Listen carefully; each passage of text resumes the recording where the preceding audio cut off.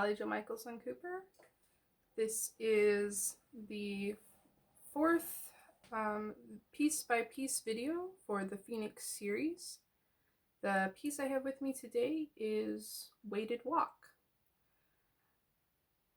This piece is about putting your presence on the internet. In some ways, it's a very personal piece because this was the weight that I felt like I was taking on deciding to put my work online. But also, I don't think it's unique to me.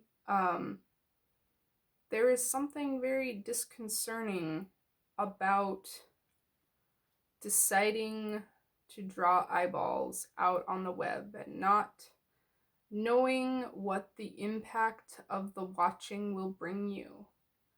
And so this is my visualization of that.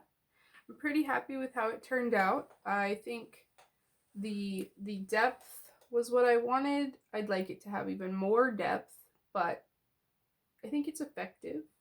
I was happy with the figure. At first I was gonna go with a more detailed figure, and I thought about doing that, but it became challenging because I didn't have a really true to form light model like I wanted. I wanted to do it in a dark room and like really have the light source and really get all that detailed edge and like, but without that, I think this is still effective.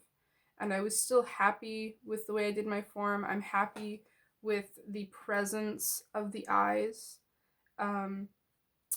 I am pretty happy with sticking with the palette and like where this shows up with the other pieces. I was happy with. One of the major things that I liked about this piece when I finished it was deciding to do this angle within the frame and then have that accentuate the depth of the eyes, because I have all of those angles are pointing towards the focal point. So I continued with the black 3.0, and that is the base black for the depth of the background. I did add some blended stuff to continue the illusion of continued depth. So I don't know that I would say this is by any means perfect, but I think people get the general idea of why this would be called Weighted Walk. I think it's probably the most straightforward piece in the series, and I think that makes it a nice end piece. Let me see, I should try and... There's a little gold fleck on the eyes, and I don't know if it's going to show up well if I move the light around or not. Maybe if I do this. So I still have that sheen going on, and there's still the contrast in the sheen between the matte black and the regular colors.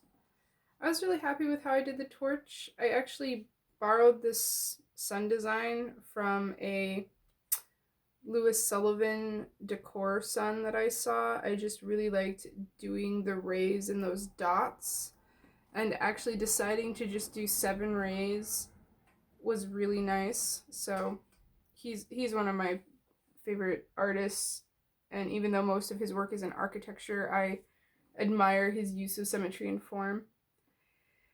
I was trying to stick with the Mucha influence, although I don't know if I specifically have anything particularly Mucha about this other than the subdued colors. I don't know how well I stuck with Mucha throughout this. I'll show you that again. He definitely has a more ornate style than I ended up using. And that's just one of the things when you try and do something based on the influence of someone else, you have to decide how far to take it. And I usually, if I am doing it, I usually don't tell people. So this was interesting trial to see what it would end up with if I was showing people or not. This is Weighted Walk. last piece in the Phoenix series. I don't know if I'll do an artist account of all the pieces or not. I think I've summed them up pretty well. I guess if I get questions or something, I might